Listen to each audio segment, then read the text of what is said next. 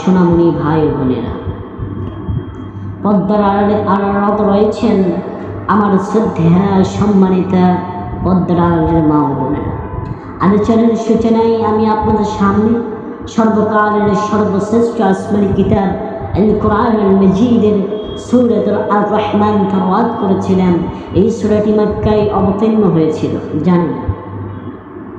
আমি আজকে এই সূরার ভিত্তিতে কিছু কথা আপনাদের সামনে বলতে চাচ্ছি। আপনারা কি শুনতে রাজি আছেন? সোনার ভাইরা, আমার বাবাজিরা, একটু মনোযোগ।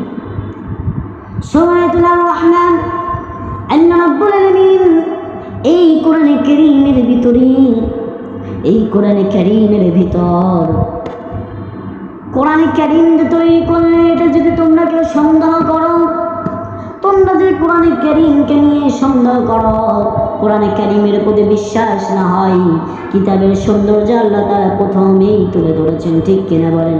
সূরাতুল ফাতিহা আল্লাহ রাব্বুল আলামিন বলতেছেন, আলহামদুলিল্লাহ